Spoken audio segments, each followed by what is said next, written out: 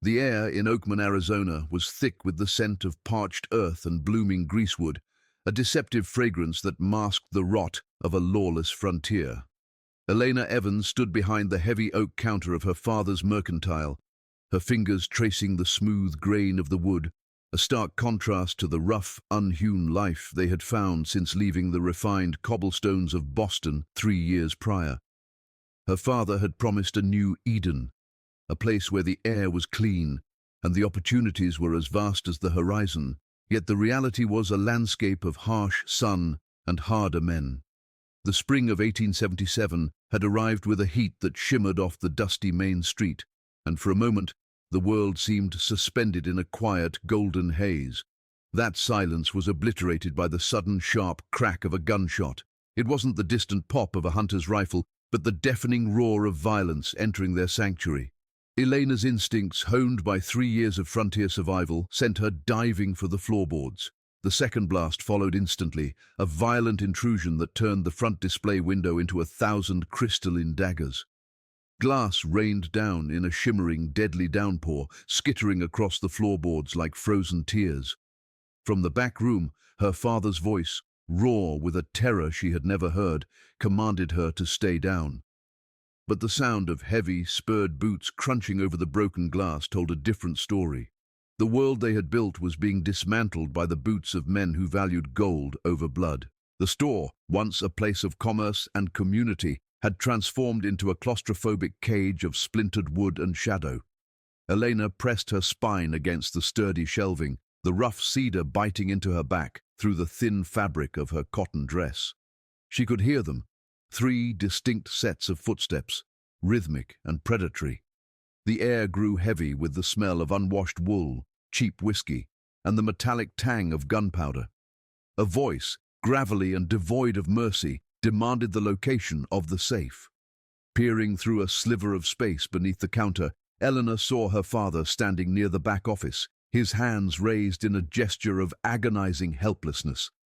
He was a man of books and ledgers, ill-equipped for the raw brutality of the men standing before him. The leader was a spectre of the trail, tall and gaunt, with eyes that held the cold, flat stare of a reptile. He didn't just want the money. He seemed to relish the atmosphere of fear he had conjured.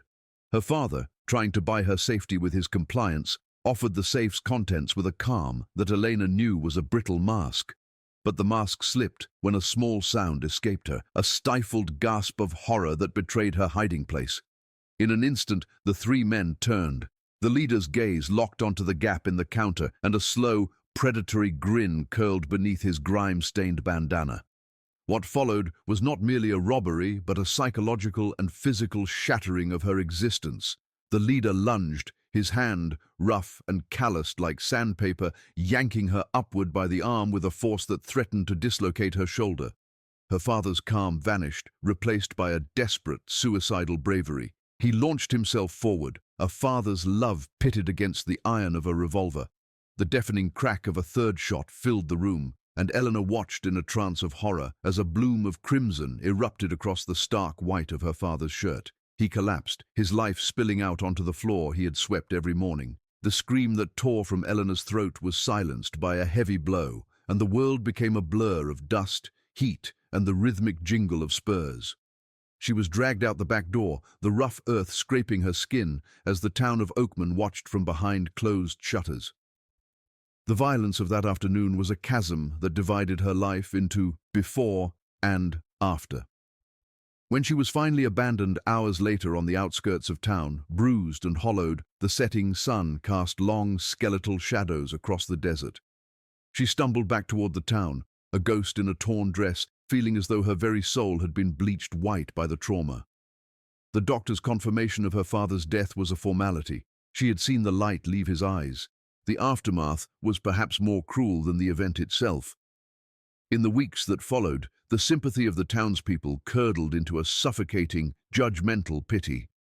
In the rigid social structure of the 1870s, a woman who had survived such an assault was viewed with a mixture of revulsion and morbid curiosity.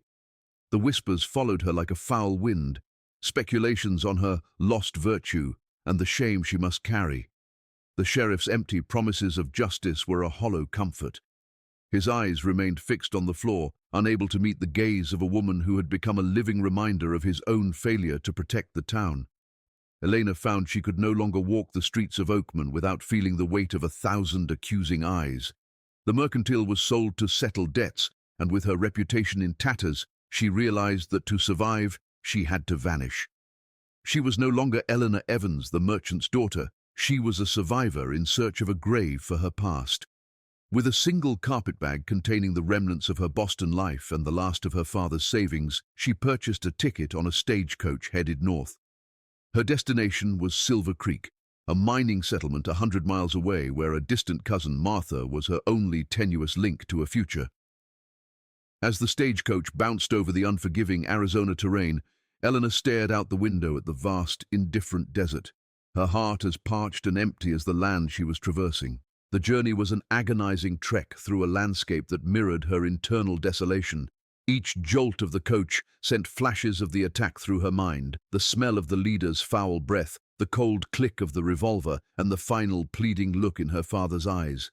She kept her head bowed, her hair a curtain against the world, avoiding the eyes of her fellow passengers who saw only a weary, pale woman in a dusty dress. By the time the coach pulled into the bustling, muddy streets of Silver Creek, Elena was a shell of herself. The town was a chaotic symphony of clinking mining tools, braying mules, and the raucous laughter from the saloons, a place of raw energy that promised the one thing she craved: anonymity. But even that hope was short-lived. When she finally reached the small cabin where Martha Collins was supposed to reside, she found a stranger hanging laundry in the afternoon sun. The news hit her like a physical blow. Martha had followed the gold fever to California months ago. Elena stood in the middle of the street, the ground seemingly tilting beneath her feet. Her plan, her safety net, had evaporated into the thin mountain air. She was alone in a town of thousands with no family, a dwindling purse, and a past that she feared would eventually hunt her down. The shadows of the surrounding hills began to stretch over Silver Creek, and Elena realized that the real battle for her survival was only just beginning. The desperation of being stranded in a strange town acted as a cold tonic, forcing Eleanor to push past the paralyzing grief that threatened to swallow her whole. Standing before Ruth Wilson, the woman who had delivered the news of Martha's departure, Eleanor felt the raw edge of the frontier's indifference. In Silver Creek, a woman without a tether was often viewed as either a tragedy or an opportunity, and Eleanor refused to be either. Ruth, sensing the steel beneath the girl's travel-worn exterior, pointed her toward a green-shuttered boarding house and a potential position at the local general store. That evening, Elena stood in a small, cramped room at the top of a narrow staircase, staring at her reflection in a silver-spotted mirror. The woman looking back was a stranger. Her eyes, once bright with the optimism of a Boston education, were now shadowed by a haunting, hyper-vigilant intensity. She scrubbed the Arizona dust from her skin until it was raw, as if she could wash away the memory of the hands that had dragged her through the dirt in Oatman. As she dressed in her last clean gown, she made a silent pact with the flickering candle on the washstand. Silver Creek would not be the place where she died, but the place where she became someone the world could no longer hurt. The following morning, the bell above Miller's general store announced Elena's arrival with a sharp metallic ring that made her pulse spike. Frank Miller was a man who looked as though he had been carved out of dry cedar, stiff, weathered, and perpetually irritated by the chaos of a mining town's commerce. He eyed Elena with a skepticism that bordered on hostility, his spectacles sliding down a nose reddened by the mountain wind. When she offered her services as a clerk and bookkeeper, he scoffed, citing the rowdy nature of his clientele and the impropriety of a woman handling the rough trade of miners. But Eleanor did not flinch. She spoke of inventory turnover, profit margins, and the meticulous nature of a double-entry ledger, terms that shifted Miller's expression from dismissal to a grudging curiosity. She wasn't begging for a favor. She was proposing a business solution for a man whose store was clearly outgrowing his ability to manage its details. Reluctantly, he offered her a wage that was a pittance compared to the value she brought. But to Eleanor, it was a lifeline. It was a chance to bury herself in numbers and crates, to hide behind the safety of a counter where she could control the space between herself and the world. For the first few weeks, Elena lived as a ghost within the machinery of the store. She arrived before the sun crested the peaks and left only when the lamps were being lit in the saloons. She found a strange, rhythmic peace in the work. There was a quiet dignity in the stacking of flour sacks and the precise measurement of coffee beans. The miners, initially curious about the pale, silent woman behind the counter, eventually learned that she was as efficient as she was distant. She mastered the art of the 1,000-yard stare, a gaze that looked through a man without ever inviting a second look. However, the psychological fortress she had built began to show cracks when Griffin Nathans first stepped into the store. He didn't enter with the boisterous swagger of the miners or the hurried anxiety of the local tradesman. Instead, he moved with a deliberate, grounded grace that commanded the air around him. When he removed his sweat-stained Stetson, revealing a face etched with the quiet gravity of a man who had seen the worst of the war and survived it, Elena felt a flicker of something she had thought dead. Genuine curiosity. He was the master of the Double G Ranch, a man of few words but immense presence, and for the first time in months, Eleanor found herself unable to look away. Their first exchange was a study in guarded boundaries. Griff handed her a supply list, written in a hand that was surprisingly refined, his green eyes settling on her with a weight that felt like a question. He didn't leer or linger as others did. He simply observed, his silence acting as a mirror to her own. As she gathered his ammunition, tobacco, and salt pork, Eleanor felt a strange heat rising in her cheeks, a reaction that terrified her. She had spent weeks convincing herself that her capacity for human connection had been cauterized in the dust of Oatman. Griff's presence, however, was like a low-frequency hum that disrupted her carefully curated isolation.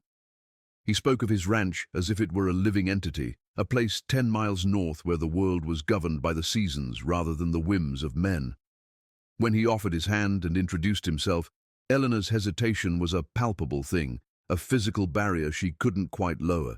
She gave him her name but nothing more, wrapping his purchases in brown paper with a finality that suggested the transaction was over. Yet, as he walked out, the jingle of his spurs didn't trigger a panic attack. Instead, it left a lingering vibration in the quiet store that made the silence feel suddenly heavy. The relationship between the merchant's daughter and the rancher grew in the margins of subsequent visits. Griff became a constant, a man who checked his horses at the hitching post and entered the store with a nod that acknowledged her as a person rather than a fixture. He began to bring his nephew Thomas, a boy whose youthful exuberance acted as a bridge between Elena's cold professionalism and the warmth she had hidden away.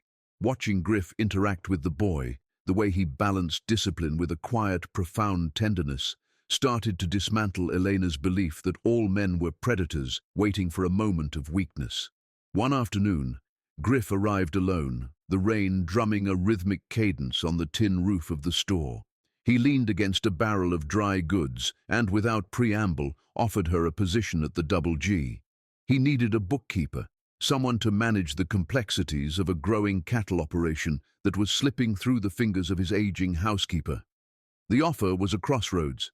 She could stay in the relative safety of the town's shadows, or she could step into the light of the Double G, a place that promised both a higher wage and a deeper level of exposure. Elena looked into those steady green eyes and realized that the fear she felt wasn't of the man, but of the possibility that she might actually find a home. The transition from the cramped, cedar-scented confines of Miller's store to the sprawling expanse of the Double G Ranch felt like a sudden intake of breath after a long period of suffocation. As the wagon climbed the final ridge, the ranch house materialized against the jagged silhouette of the mountains, a fortress of hand-hewn logs and deep-set porches that seemed to grow out of the very earth it occupied. To Elena, the sight was both magnificent and terrifying. In Silver Creek, she had the protection of the crowd. Here, the isolation was absolute, a vast sea of grama grass and ponderosa pine that offered no place to hide from oneself. Griff drove the team with a relaxed competence, his silence no longer feeling like a void, but a respectful space he was holding for her. When they pulled into the yard, the air was different, thinner, colder, and smelling of sun-baked pine needles and clean horsehair. Mrs. Winters, the silver-haired sentinel of the hearth, met them at the door with a look that appraised Elena's character rather than her appearance. In that moment, Elena realized she wasn't just being hired as a clerk. She was being integrated into a small, fragile ecosystem of survivors, each of whom carried their own invisible scars from the wars and winters of the past. The quarters Griff had prepared for her were a revelation of quiet dignity, a far cry from the drafty, impersonal room at the boarding house. It was a suite of 3 rooms that smelled faintly of beeswax and lavender, featuring a private sitting area and a study that looked out over the northern pasture, where the cattle grazed like slow-moving stones. The centerpiece was a heavy mahogany desk, its surface polished to a mirror shine, waiting for the ledgers that would become Elena's domain. For the first few days, she clung to the numbers as a drowning sailor clings to a mast. She threw herself into the ranch's chaotic records, finding a deep psychological satisfaction in bringing order to the Double G's finances. She tracked the cost of winter feed, the fluctuating price of beef in Chicago, and the wages of the ranch hands with a ferocity that left little room for the nightmares of Oatman to intrude. Yet the house itself began to work on her. The rhythmic ticking of the grandfather clock, the distant lowing of the herd, and the sound of Thomas's laughter echoing through the hallways began to soften the jagged edges of her hyper-vigilance. She was beginning to learn that safety wasn't just the absence of a threat. It was the presence of a home that didn't demand she be anything other than what she was. As the summer sun turned the high-altitude air into a shimmering haze, Elena's role expanded beyond the ink and parchment of the study. She found herself drawn into the daily labor of frontier life, learning the alchemy of food preservation under Mrs. Winters's stern but patient tutelage. In the kitchen, amidst the steam of canning pots and the sharp scent of pickling vinegar, Eleanor discovered a sense of utility she hadn't felt since her father's death. She was no longer a victim waiting for the next blow to fall. She was a woman providing for a household. Her interactions with Griff also began to shift, moving away from the formal brevity of employer and employee toward a tentative, unspoken friendship. They spent evenings on the porch, watching the sun dip behind the peaks in a riot of violet and gold. Griff would speak of the land, of the way the grass whispered before a storm, or the peculiar intelligence of a led mare, and Elena would find herself sharing fragments of her life in Boston, the world of libraries and concerts that now felt like a dream from another century. In the soft light of the dusk, the physical distance between them seemed to shrink, though neither dared to bridge it with a touch, both wary of the fragile peace they had brokered with the world. The true test of Elena's newfound stability came on a sweltering afternoon when the ranch's youngest hand, Sam, was brought in slumped over his saddle, his shirt soaked in the dark, heavy crimson of a trail accident. The chaos that erupted in the yard, the shouting men, the panicked horses, threatened to trigger the paralyzing terror that had haunted Elena since the shooting in Oatman. For a heartbeat, she saw the floor of her father's store, the smell of gunpowder clogging her throat. But then she saw Griff's face, calm and focused as he directed the men to the kitchen table, and something inside her snapped into place. She didn't dive for cover. She moved toward the stove to boil water. She stood side by side with Mrs. Winters, her hands steady as she threaded a needle to stitch a jagged gash on the boy's forehead. In the high-stakes theater of a medical emergency, Elena found a reservoir of strength she hadn't known existed. She realized that she was not damaged goods, as the whispers in Oatman had suggested, but a woman forged in fire who could now walk through the heat without being consumed. When the crisis passed and Sam was resting, Griff's quiet praise felt like a decoration of valor, a recognition that she had reclaimed a territory of her soul that had been occupied by fear for far too long. By late summer, the Double G had become more than a sanctuary. It had become a mirror reflecting Elena's own restoration. She began to take walks into the foothills, no longer scanning the horizon for predators, but observing the intricate beauty of the alpine wildflowers and the soaring grace of the red-tailed hawks. Her hair, once kept in a tight, defensive bun, now often hung loose, catching the mountain breeze. The nightmares still came, but they were no longer the dominant narrative of her nights. They were fading echoes, losing their power to disrupt the peace she had cultivated. Thomas had become a fixture in her study, bringing his schoolbooks and his endless questions, treating her with a pure, uncomplicated affection that acted as a balm for her spirit. She was living a life of purpose and belonging, yet a shadow remained, a lingering dread that this peace was a fragile bubble waiting to be burst by the reality of the world beyond the ranch's borders. She knew that somewhere, the men who had destroyed her first life were still out there, and until she faced that ghost, she would never be truly free to embrace the man who watched her from the porch with a gaze that held both a promise and a prayer. The fragile equilibrium Eleanor had established at the Double G was shattered on a crisp October morning that began with the deceptive beauty of an early frost. The aspens had turned to shivering gold, and the air held a crystalline clarity that made the distant mountains seem close enough to touch. Eleanor accompanied Griff into Silver Creek for a final supply run before the winter snows rendered the mountain passes treacherous. The town was bustling, a hive of activity as miners and ranchers alike prepared for the long isolation of the cold months.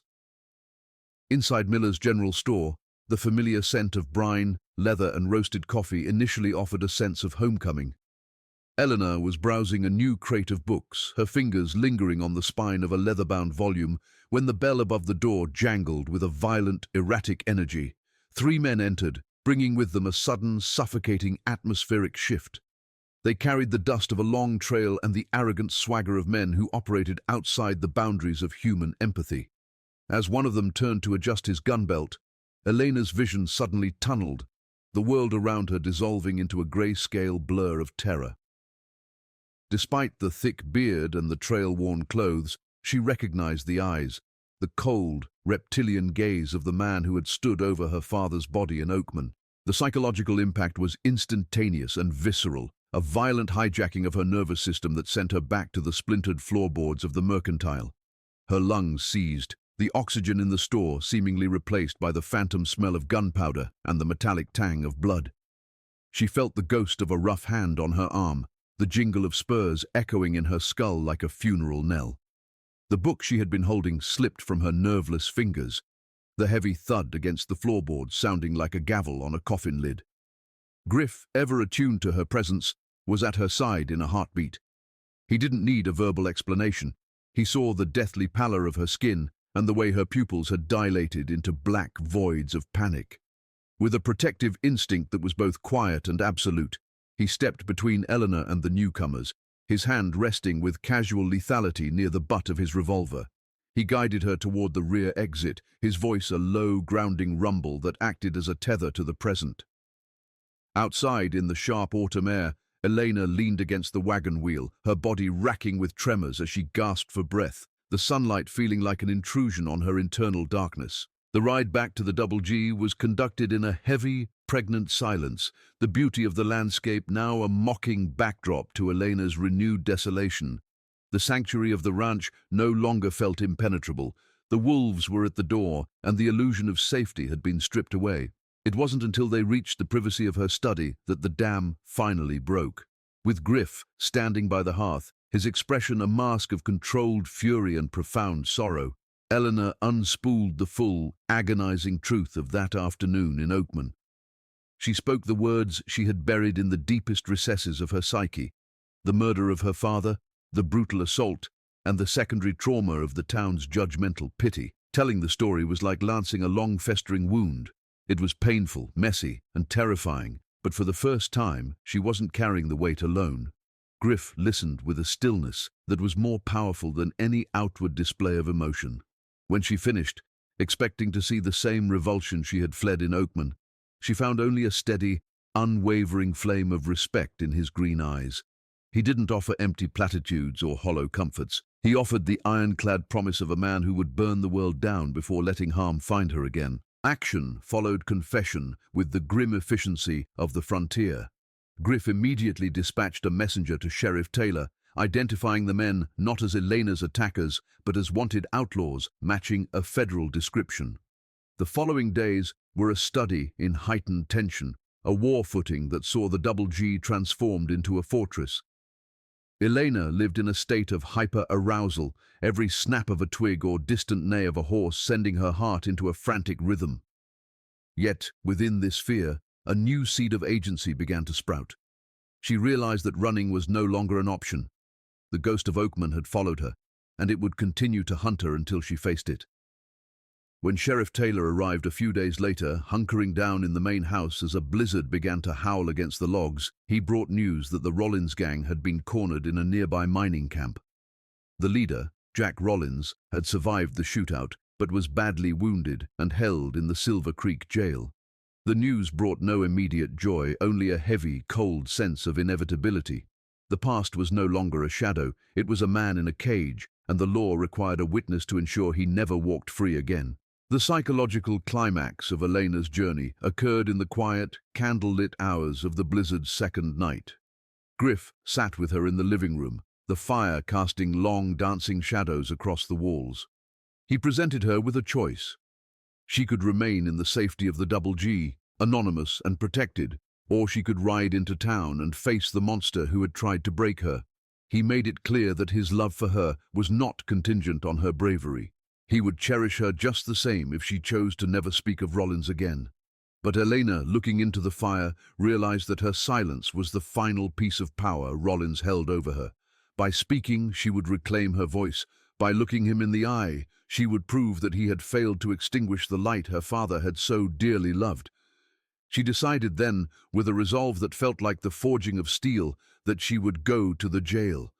She would stand before the man who had destroyed her world and show him that from the ashes of Oatman, something far more resilient had risen.